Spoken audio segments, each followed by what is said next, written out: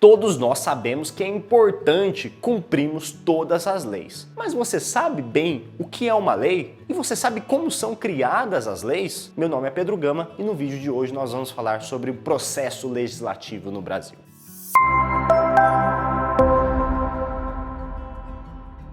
Sabemos que obedecer às leis é uma obrigação de todos nós. A lei, afinal de contas, regula e organiza a nossa vida em sociedade, definindo o que podemos ou não fazer. Segundo a nossa Constituição Federal, nós cidadãos, enquanto indivíduos livres e autônomos, podemos fazer tudo o que a lei não proíbe. O Estado, de maneira contrária, é regido pelo princípio da legalidade. Tudo o que ele faz deve estar baseado na lei. O Estado não é como nós, que tem uma vontade e liberdade própria que define o que queremos fazer ou não. O Estado não tem desejos e impulsos próprios.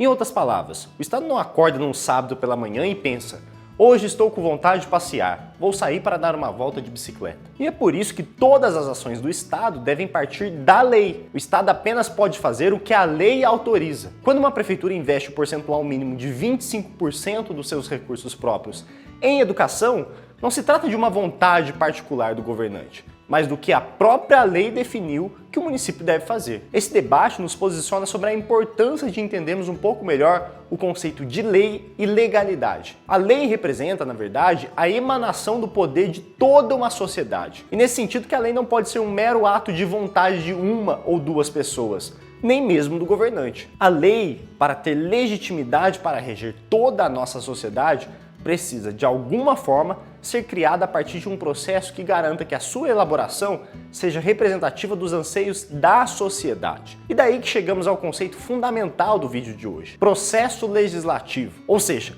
o processo de criação das nossas leis. O processo legislativo se refere a todas as etapas que envolvem poder legislativo e poder executivo para a criação, alteração ou revogação de uma lei. Esse processo está disposto em nossa Constituição Federal, tamanha a sua importância. O processo legislativo pode, em regra, ser definido em 3 fases. A primeira fase é a fase de apresentação de um projeto de lei, iniciando a sua tramitação. Um projeto de lei pode ser iniciado, em regra, tanto pelo Poder Legislativo quanto pelo Poder Executivo. Isso significa que tanto o chefe do Poder Executivo ou um membro do Poder Legislativo podem, em regra, apresentar projetos de lei. Mas em alguns casos específicos, a Constituição Federal define a iniciativa exclusiva de determinados tipos de projetos. Ou seja, apenas um determinado órgão pode apresentar aquele projeto de lei. Por exemplo, em caso de matéria que envolva servidores públicos municipais, a iniciativa de um projeto de lei é exclusiva do prefeito. Em outras palavras, um projeto que queira aumentar o salário dos professores da rede municipal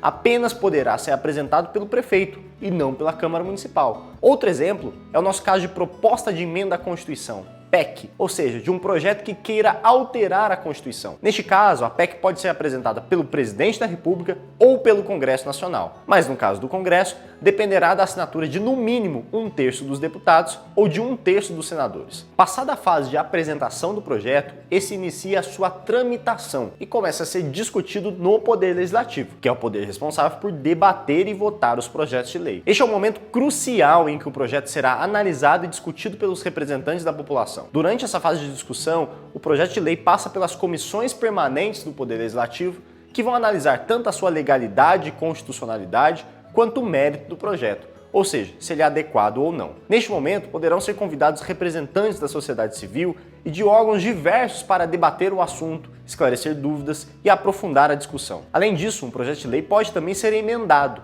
Um vereador, por exemplo, pode apresentar uma emenda alterando a redação de um artigo de um projeto apresentado pelo colega. E esta emenda também terá todo o seu processo de tramitação e votação. Realizadas todas as discussões, votados os relatórios do projeto de lei nas comissões permanentes do Poder Legislativo, este é finalmente encaminhado para votação em plenário.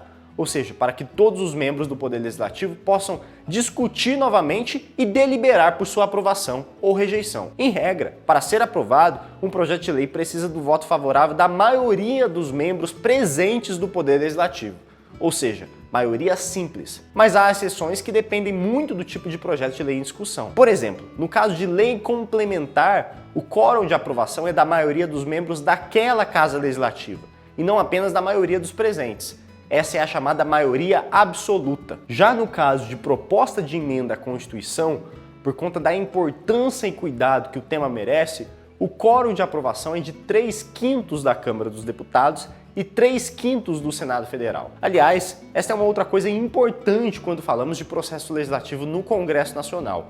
Em regra, um projeto de lei precisa ser aprovado tanto na Câmara dos Deputados quanto no Senado Federal. Se uma das duas casas legislativas rejeitar o projeto, este acaba sendo arquivado. Caso o projeto seja aprovado pelo Poder Legislativo, este é encaminhado para a sua última fase. Nessa última fase, o Poder Executivo poderá sancionar o projeto, ou seja, referendá-lo, ou ainda vetá-lo integral ou parcialmente, caso entenda que o projeto aprovado seja inconstitucional ou contrário ao interesse público. No caso de veto do Poder Executivo, o projeto retorna ao Poder Legislativo, que então dará a palavra final sobre este assunto, podendo manter o veto, situação em que este é rejeitado de vez e arquivado, ou derrubar o veto e promulgar a lei, situação em que o Poder Executivo fica vencido e a lei é devidamente criada. Para finalizar, para que a lei passe a produzir efetivamente seus efeitos após a sua aprovação, essa precisa ser promulgada e publicada. São os atos formais que garantem que a lei encerrou o seu devido processo legislativo